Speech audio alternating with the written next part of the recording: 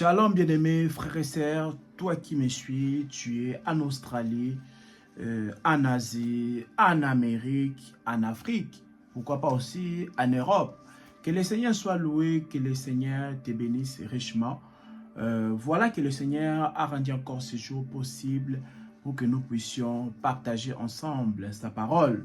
Alors, notre thème d'aujourd'hui, c'est donc la perle des grands prix.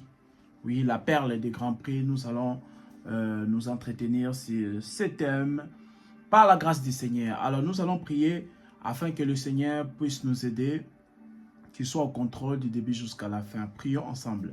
Seigneur notre Dieu, nous te bénissons, nous te sommes infiniment reconnaissants. Merci Seigneur pour la force, merci pour la bonne santé, merci Seigneur pour tous tes bienfaits dans nos vies. Reçois la louange, toi qui vis éternellement. Alors que tu nous as permis, Seigneur, de partager cette portion de l'Écriture avec les bien-aimés, assiste-nous, Seigneur. Aide-les aussi à comprendre. Ouvre l'entendement, Seigneur, de tout un chacun. Béni soit ton Saint-Nom. En ton nom, nous avons ainsi prié. Amen. Voilà. Que le Seigneur soit loué, bien-aimé. Lui qui a rendu encore possible ces moments, afin que nous puissions partager donc la sagesse du temps ancien. Voilà bien aimé, la perle des grands prix. Alors nous allons lire la parole du Seigneur. Nous sommes dans Matthieu chapitre 13.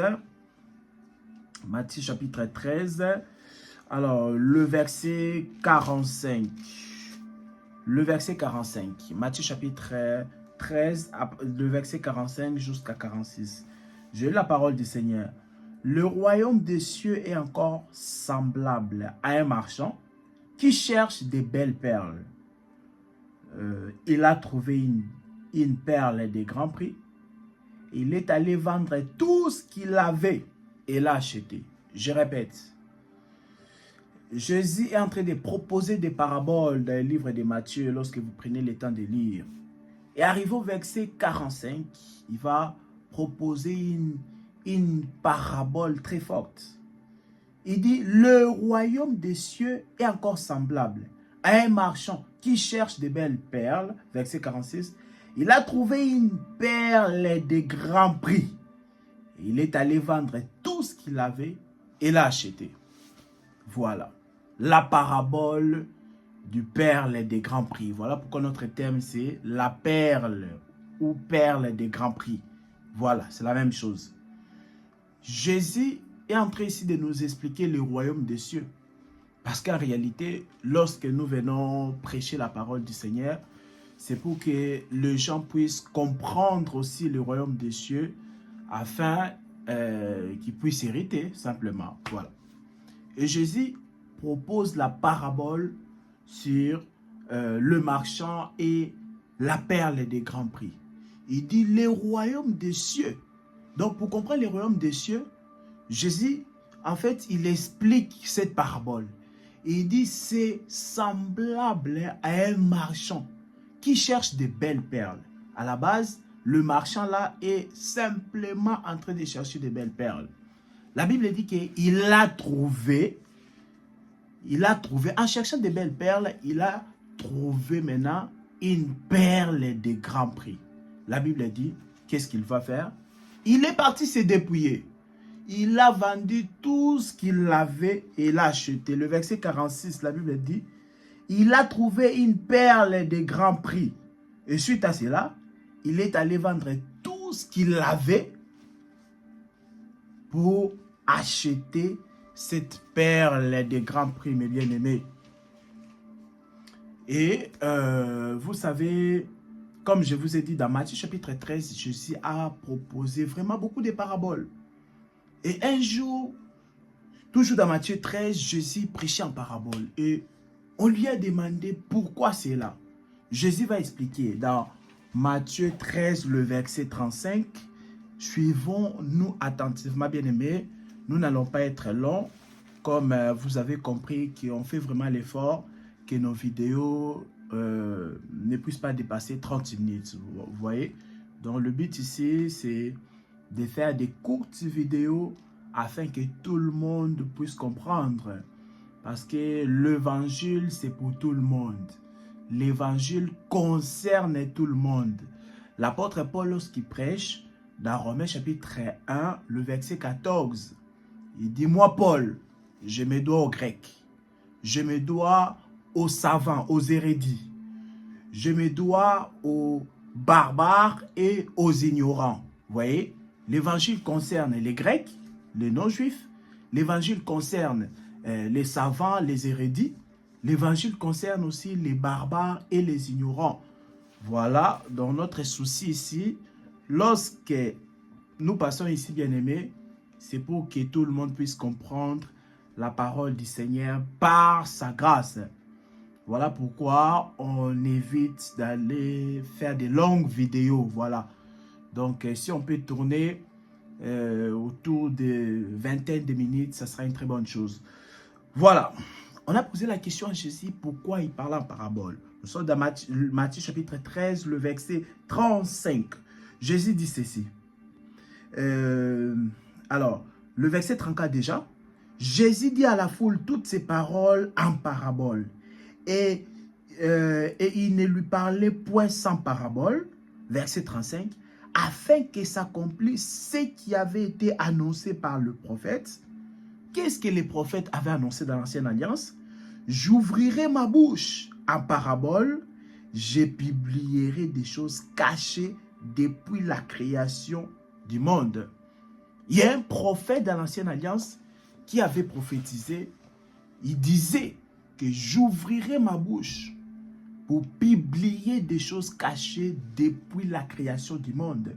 Qui était donc ces prophètes? C'était bien le bien-aimé Asaph. Le prophète Asaph, dans le psaume 78, le verset 2, il dit ça, exactement ça en fait. Il dit que j'ouvre ma bouche pour publier la sagesse des temps anciens. On peut les lire rapidement. Nous sommes dans Psaume 78, le verset, à partir du verset 1. Cantique d'Asaph. Mon peuple, écoute mes instructions. Prêtez l'oreille aux paroles de ma bouche. Le verset 2 de Psaume 78. J'ouvre la bouche par des sentences. Je publie la sagesse des temps anciens. Voilà. Ici, c'est que Asaph appelle la sagesse des temps anciens. C'est ce que Jésus a appelé. Il dit maintenant, j'ouvre ma bouche pour publier des choses cachées depuis la création du monde. Donc, des choses cachées depuis la création du monde, c'est ça que le bien-aimé Asaph, le bien-aimé prophète Asaph appelle la sagesse des temps anciens. Donc, il y a des paraboles, pour les comprendre, en fait, il faut solliciter la création. Parce que c'est de là que ça commence. Vous voyez? Donc, cette parabole aussi sur la perle des grands prix, nous le voyons dans la création. Oui, nous le voyons aussi dans la création. Pourquoi? Parce que, rappelez-vous, Dieu est le créateur de toutes les choses. Vous voyez? Hein? Colossiens chapitre 1, le verset 16 nous dit que les choses invisibles, les choses visibles, toutes ces choses-là ont été créées par Dieu. Donc, c'est lui qui a créé les choses visibles et invisibles. Et rappelez-vous, lorsque Dieu devait créer Adam, qu'est-ce que Dieu avait fait? La Bible dit quoi? Dieu avait pris une portion de la poussière. Voyez, une portion de la poussière que Dieu a pris, il a formé Adam. Ensuite, il a soufflé dans Adam. La Bible dit quoi? L'homme devait une âme vivante. C'est comme ça que Dieu a créé Adam. Parmi plusieurs poussières, le Seigneur Dieu Tout-Puissant a sélectionné une partie pour créer Adam. Donc, on peut aussi dire que tout ce que Dieu avait déjà créé, parce que même la poussière que le Seigneur, vous voyez, il y avait plusieurs poussières. Tout ça, c'est Dieu qui avait créé ça. Ça n'était pas sorti comme ça du néant. Non, c'est Dieu qui l'avait créé. Mais dans tout ça, le Seigneur va choisir une part pour créer Adam. Donc, tout ce que Dieu avait créé, c'était des belles perles aussi. Rappelez-vous, par rapport à notre thème, la perle des grands prix, à la base, le marchand, vous voyez, le marchand qui est le vendeur, le fournisseur, comme vous le comprenez, ce marchand-là, il était à la recherche des belles perles. Hein? Il était à la recherche des belles perles. Mais il a tombé, il a fini par trouver une perle de grand prix. C'est ça. Donc, dans la création, il y avait déjà aussi des perles. Il y avait des perles. Il y avait des perles. Mais à un moment donné, le Seigneur a trouvé une partie, l'une des parties de la poussière très précieuse. La partie de la poussière que le Seigneur avait retirée pour créer Adam, le Seigneur avait trouvé ça précieuse à ses yeux.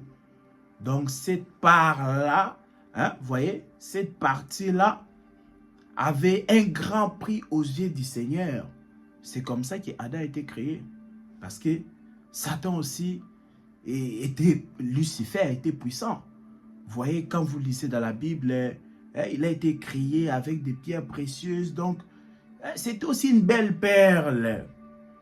Mais Adam, c'était une perle de grand prix aux yeux du Seigneur. Voilà pourquoi vous allez remarquer, parmi les créatures de Dieu, il y a que lorsque Dieu a créé, lorsque Dieu a créé Adam, que la Bible dit quoi? Il a créé Adam à son image, à sa ressemblance. Pourquoi? Parce que Dieu lui-même a de la valeur.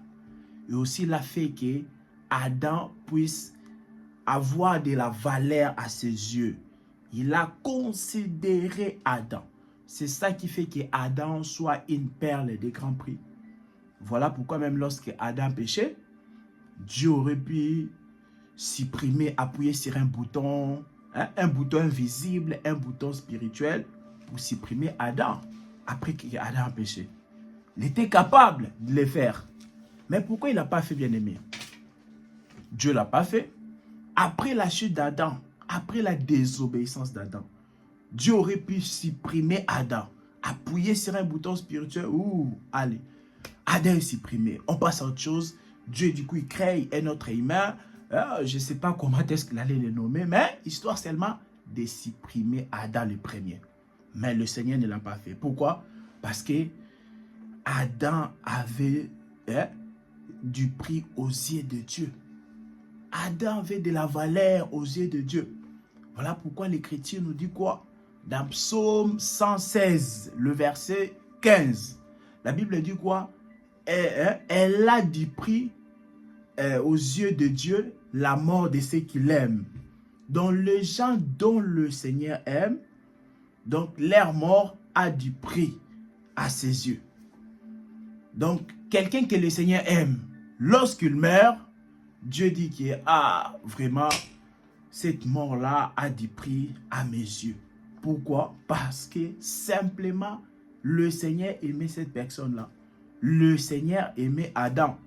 Même lorsque vous voyez, il aimait hors de l'Éden ou chassé, comme vous préférez. Lorsque le Seigneur a chassé Adam de l'Éden, ce n'était pas par rapport au pardon. Non, non. Qui vous a dit que chasser Adam de l'Éden, c'est ça le pardon de Dieu? Non, c'est pas ça. Je cherche cette écriture-là. Parce que le pardon de Dieu se passe uniquement par l'effusion du sang. Et la Bible dit quoi? Hébreux chapitre 9, le verset 22, nous dit qu'il n'y a pas pardon du péché sans effusion du sang. J'espère que jusque-là, je n'ai perdu personne. Nous sommes ensemble, hein? Nous sommes en train de parler sur la perle des grands prix. Il s'agit d'une des paraboles puissantes que le Seigneur a proposées dans Matthieu chapitre 13. Et nous sommes en train de montrer que les paraboles, en réalité, cachaient des choses depuis la création du monde. C'est ce que Jésus lui-même, il a expliqué dans Matthieu 13, 35. Donc, il nous fait comprendre qu'il y a des paraboles. Pour pouvoir les comprendre, il faut retourner dans la création. Parce que lorsque Jésus ouvrait sa bouche, pour proposer des paraboles bien-aimées, c'était donc pour expliquer des choses depuis la création du monde. Voilà pourquoi nous sommes partis dans la création. Nous sommes retournés là-bas. Et nous avons pris le cas d'Adam comme étant une perle de grand prix. Donc, il y avait des belles perles. Mais le Seigneur a trouvé Adam, a jugé que cette poussière-là avait de la valeur à ses yeux, avait un grand prix à ses yeux. Le Seigneur a récupéré cela pour créer Adam. Et c'est pourquoi j'explique que même après la chute d'Adam, le Seigneur n'a pas supprimé Adam. Non, il a mis en place l'œuvre de l'expiation. Le Seigneur a sacrifié un agneau pour servir de la rédemption pour Adam et Ève. Mais lorsque le Seigneur a mis dehors de l'Éden Adam, c'était pour aller peupler la terre. Oui, c'était ça. Parce que, lisez bien Genèse, vous allez remarquer ceci, qu'avant que Dieu puisse chasser Adam de l'Éden, le Seigneur avait déjà tué l'animal, avait déjà tué cet agneau-là pour couvrir Adam. Adam était déjà couvert avant de sortir de l'Éden. Donc Dieu avait déjà réalisé l'œuvre de l'expiation pour Adam avant que Adam puisse sortir de l'Éden. Vous voyez, le sang de l'agneau était déjà coulé. Il y avait déjà une effusion du sang avant que Adam puisse sortir de l'Éden. Maintenant, comment est-ce que tu vas encore expliquer que quand il chasse Adam, c'est ça le pardon? Ça n'a pas de sens. Vous voyez? Ça n'a pas de sens parce que ça contredit Hébreux chapitre 9, le verset 22, où la Bible dit que sans effusion du sang, il n'y a pas de pardon. Dieu pardonne uniquement lorsqu'il y a effusion du sang. Sans effusion du sang, il n'y a pas de pardon. Et quand bien même les sacrifices de cet animal-là en Éden avaient simplement couvert le péché d'Adam, parce qu'il faut le savoir, Adam était réellement pardonné par le sacrifice de Jésus à la croix. Ce que le Seigneur avait fait là-bas, c'était pour couvrir le péché d'Adam. Avant Jésus, tout ce qu'on faisait comme l'œuvre de l'expiation bien-aimée, c'était simplement pour couvrir le péché. C'est comme tu balayes ta maison, vous voyez? Tu balayes ta maison, ensuite tu prends la poussière, au lieu de jeter la poussière en dehors, voilà, les mettre dans un sac poubelle et de les jeter dehors de la maison, non? Bah, toi, tu prends la poussière, après avoir balayé la maison, tu caches ça sous les tapis. Vous voyez, les gens, quand ils rentrent, ne voient pas la poussière, mais la poussière est quand même présente. Vous voyez, la saleté est quand même dans la maison. C'est ça, avant l'œuvre de la croix, c'est que le péché, les sacrifices des animaux là, c'était pour couvrir le péché. Mais ce n'était pas pour ôter les péchés. Il y a une différence entre couvrir et ôter les péchés. Voilà pourquoi Jean-Baptiste, lorsqu'il a vu Jésus, dans Jean chapitre 1, le verset 29, il a dit, voici l'agneau de Dieu. Hein? L'agneau de Dieu singulier qui fait quoi? Qui ôte le péché du monde. Vous voyez? Donc, c'est l'agneau qui est Jésus qui a ôté le péché d'Adam et de plusieurs autres. Donc, voilà. Nous sommes partis d'Adam là-bas pour vous montrer qu'Adam, le Seigneur l'aimait. Le Seigneur l'aimait parce que son sang avait de la valeur aux yeux du Seigneur. Lorsque vous lisez aussi Psaume 72, le verset 14, on dit que votre sang a du prix aux yeux de Dieu. Vous voyez, notre sang a du prix aux yeux de Dieu. Pourquoi? Parce qu'il nous aime. Quand on dit que notre sang a du prix aux yeux de Dieu, ça veut dire que c'est notre âme. Parce que Lévitique chapitre 17, le verset 11, on nous dit quoi? On nous dit que l'âme est dans le sang. Vous voyez? Si l'âme est dans le sang et que le sang a du prix aux yeux de Dieu par rapport à Psaume 72, le verset 14, ça veut dire automatiquement l'âme aussi qui est dans le sang a du prix aux yeux du Seigneur. Est-ce que vous avez compris? Lévitique 17, le verset 11, nous explique en disant que l'âme est dans le sang. Et maintenant, Psaume 72, le verset 14, nous dit que le sang, notre sang a du prix aux yeux de l'Éternel. Donc, si notre sang qui contient l'âme a du prix aux yeux de Dieu, automatiquement, donc, notre âme a de la valeur aux yeux du Seigneur. Ça, c'était Adam, pour te montrer qu'Adam avait de la valeur. Adam était une perle de grand prix. Le Seigneur était en train de chercher des belles perles. Voilà. Voilà pourquoi quand la Bible dit quoi? Quand il a créé le premier jour, la Bible dit quoi? Dieu a vu que cela était bon. Après la création du premier jour, il est passé au second jour. Donc, à la fin de chaque jour, la Bible dit quoi? L'Éternel a trouvé que c'était bon. Vous voyez? Donc, tout ça, c'était des belles perles, des choses précieuses que le Seigneur a créées. Mais vraiment, Adam, lorsque Dieu a créé Adam, Adam était une perle de grand prix. Adam avait une perle de grand prix. Voilà pourquoi le Seigneur devait donc se sacrifier. Comme je vous ai dit, que le péché d'Adam était ôté réellement par l'œuvre de Jésus-Christ à la croix. Dieu qui est Jésus-Christ, il a porté le corps et il est venu faire l'œuvre. Pourquoi? Pour son peuple qui avait trouvé qu'il avait de la valeur. Et nous aussi, nous sommes sortis d'Adam. C'est pourquoi je vous disais tout à l'heure que lorsque Dieu a mis hors de l'Éden Adam, c'était pour que Adam puisse peupler, remplir la terre. Parce qu'aujourd'hui, imaginez, nous sommes, depuis 2020, nous sommes à peu près... en fait, la terre compte 8 milliards d'habitants. Vous imaginez? Nous sommes à peu près 8 milliards d'habitants. Maintenant, imaginez 8 milliards d'habitants habités en Éden, au jardin d'Éden. Vous voyez? Parce que d'abord, le jardin était à l'orient de l'Éden. Il y avait Éden. Ensuite, le jardin était à l'orient. Maintenant, imaginez 8 milliards d'habitants habités dans le jardin d'Éden. Comment on allait habiter là-bas? Donc, lorsque Dieu a chassé Adam de l'Éden, la Bible nous le montre dans Actes chapitre 17. Ce que je suis en train de dire est fondé sur les Écritures. On va prendre Actes des Apôtres, chapitre 17. Actes des Apôtres, chapitre 17. Alors, Actes 17, le verset 26. Actes 17, le verset 26. Je lis la parole du Seigneur. Il a fait que, c'est Dieu, hein?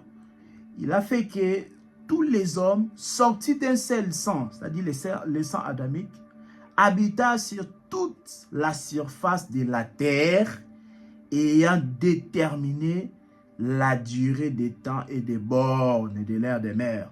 On reviendra, lorsqu'on va revenir sur notre thème, le pourquoi de l'existence de la mort. Vous vous rappelez, on n'a pas oublié ça. On a fait première partie, deuxième partie, il y aura plusieurs parties. Ça, c'est une prédication de la vie. Le pourquoi de l'existence de la mort. Pourquoi la mort existe. On reviendra sur Actes 17, 26 pour expliquer comment est-ce que Dieu a déterminé la durée des temps et des bornes de la demeure des habitants de la terre. Mais si on prend juste la première partie qui dit que Dieu a fait que tous les hommes soient sortis d'un seul sang, habitassent sur toute la surface de la terre. Donc, c'était le projet de Dieu que nous puissions occuper toute la surface de la terre pour étaler les hommes sur la terre. Voilà pourquoi il a fait sortir Adam du jardin d'Éden pour que les hommes issus d'Adam puissent, voilà, occuper la surface de la terre. Vous avez compris, bien aimé. La perle parabole sur le marchand et la perle du grand prix. Le marchand, c'est notre Dieu. C'est notre Dieu. Et la perle, c'est toi. C'est toi qui me suis, bien-aimé.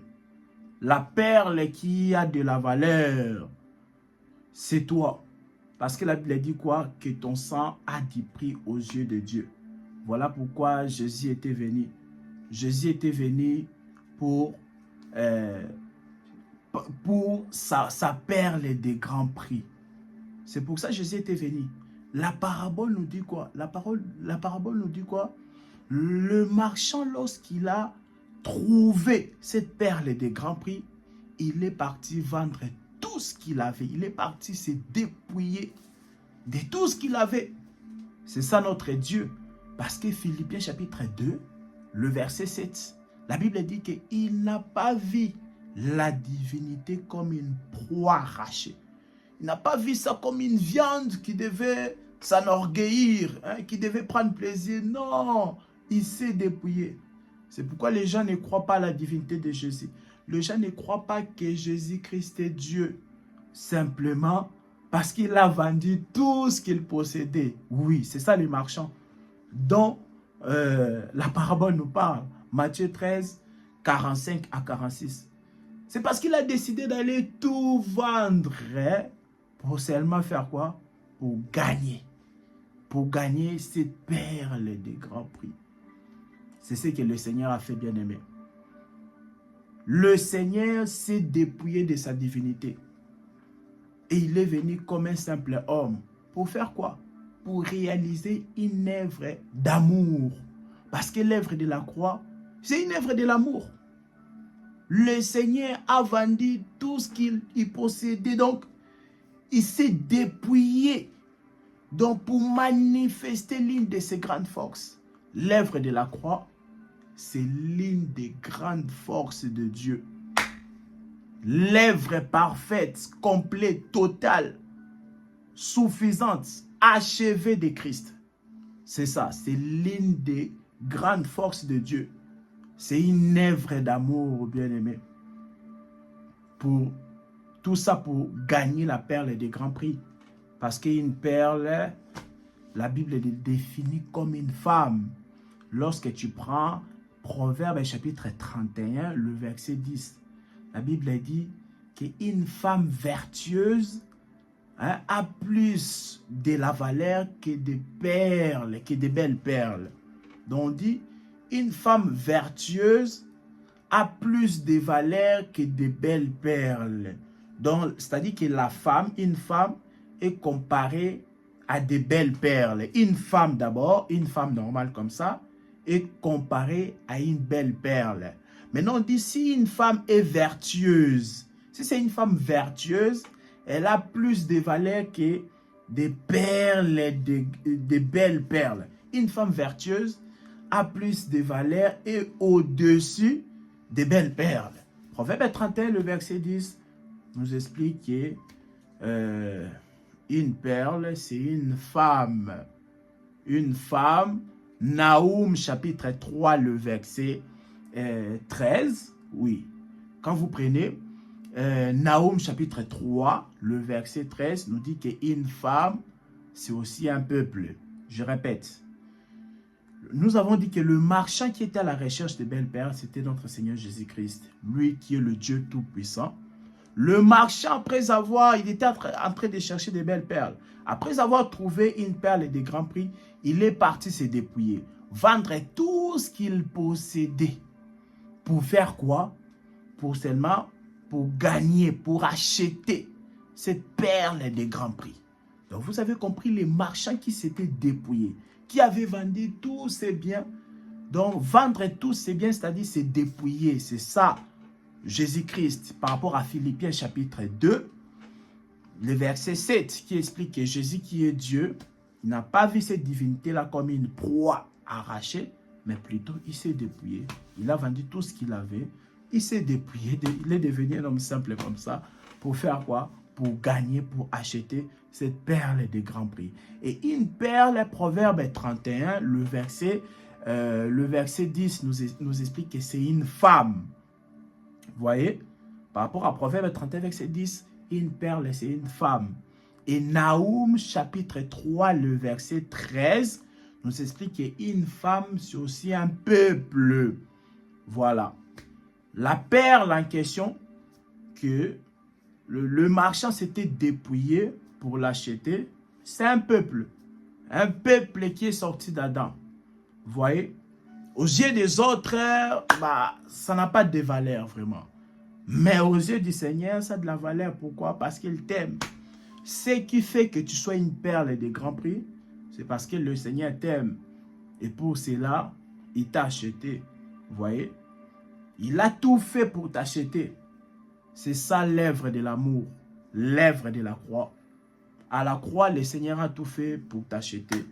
Donc, tu es une perle de grand prix si tu as été acheté par le Seigneur Jésus-Christ. Être acheté par le Seigneur Jésus-Christ, ça veut dire quoi? Ça dit que tu as le salut. Parce que lorsque le Seigneur t'achète, donc c'est pour que tu puisses aller au royaume des cieux. Voilà pourquoi la parabole commence dans Matthieu 13, verset 45, et le royaume des cieux est semblable à un marchand qui cherche des belles perles. Donc le royaume des cieux, c'est ça. Le royaume des cieux, c'est d'être acheté. Il faut que tu sois acheté par le marchand. C'est ça le royaume des cieux. Être acheté par le marchand, c'est-à-dire avoir le salut.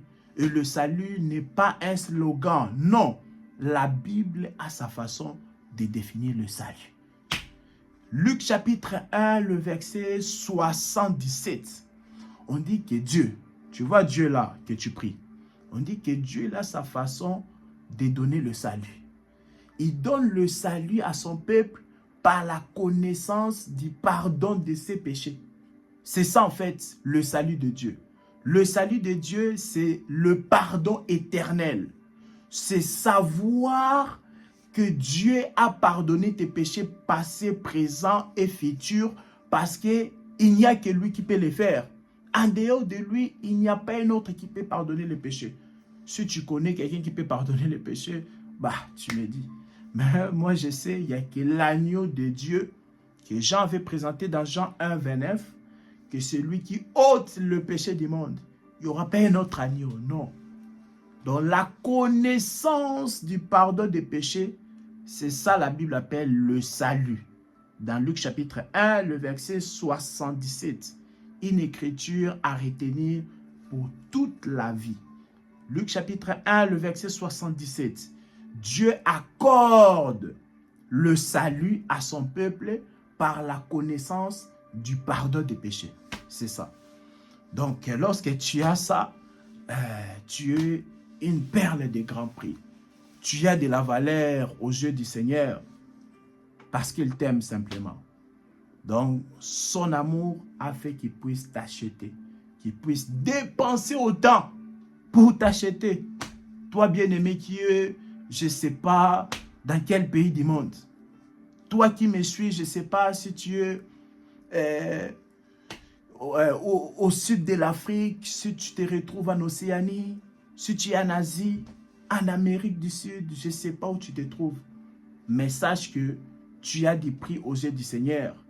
Voilà pourquoi le Seigneur s'était dépouillé. Il est venu pour t'acheter. Tu es donc une perle de grand prix. Donc, toi, il faut écouter ce que le Seigneur dit. Les hommes peuvent dire tout ce qu'ils veulent.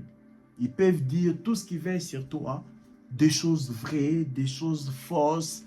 Donc, tout ça ne doit pas te déstabiliser.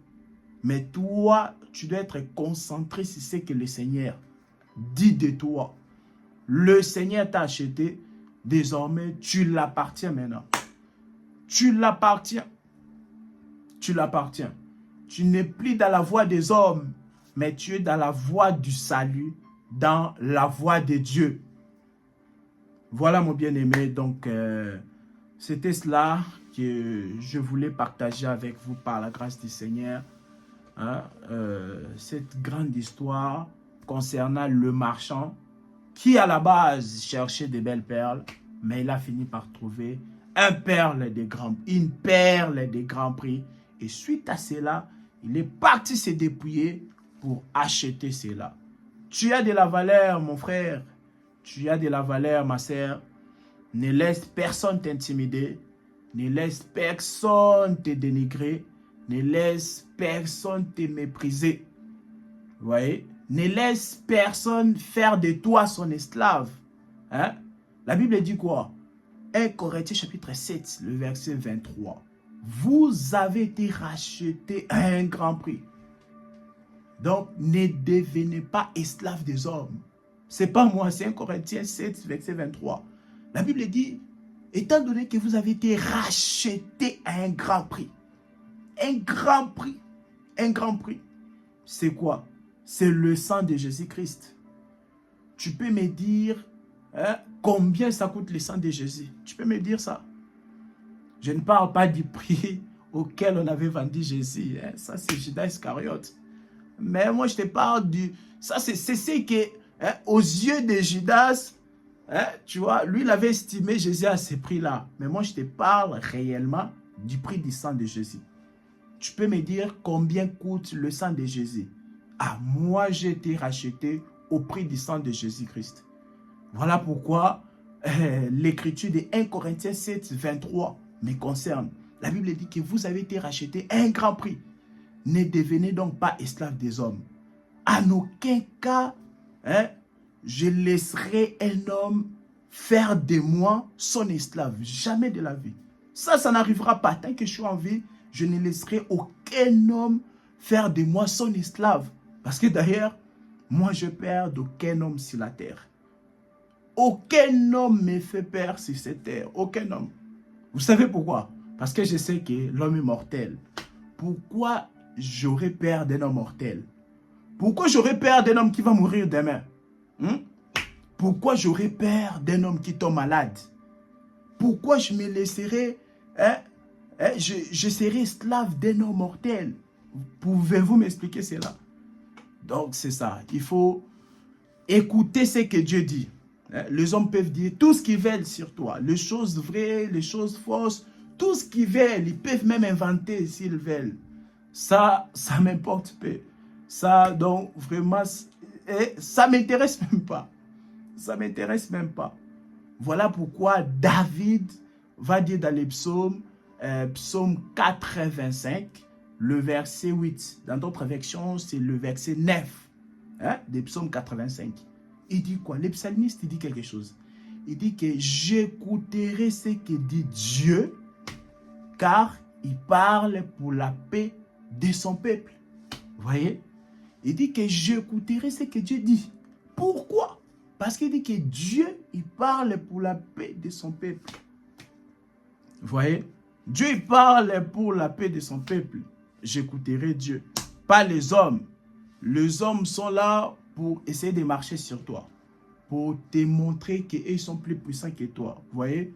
Mais Dieu, il faut l'écouter. Pourquoi? Parce que Dieu dit, il parle pour la paix de son peuple. Lorsque Dieu parle, en réalité, c'est pour la paix. Voilà pourquoi l'évangile est appelé évangile de paix. Vous voyez? L'évangile de paix. Pourquoi? Parce que ça sort de la bouche de Dieu, qui est Jésus-Christ. Voilà, bien aimé. On a quand même dépassé les 30 minutes, mais notre souci, c'est vraiment faire des petites vidéos, comme vous l'avez compris. Ce n'est pas facile de trouver toujours du temps, mais le Seigneur va toujours nous faire grâce parce qu'on a beaucoup d'occupations. Mais le Seigneur va toujours nous faire grâce de continuer à partager la sagesse des temps anciens, qui n'est rien d'autre que la sagesse de Dieu, l'évangile de Jésus-Christ. Hein? C'est ça l'évangile de Jésus-Christ où on trouve le salut, bien aimé. Donc comprenez qu'il n'y a aucun trône, aucune dignité, aucune domination pourra nous arrêter. Aucune autorité ne pourra nous empêcher de continuer à servir le roi des rois, le leader suprême qui est le Seigneur Jésus-Christ. Vraiment, que le Seigneur soit loué. Vous étiez nombreux à nous suivre. Et je vous dis, on se retrouve prochainement avec un autre thème. Il y avait beaucoup à dire, mais vraiment, j'ai tout fait pour faire une petite vidéo par la grâce du Seigneur. Que le Seigneur vous bénisse, bien-aimés. C'était bien votre frère Roland Kalonji. À la prochaine, bien-aimés. Quand tout semble perdu,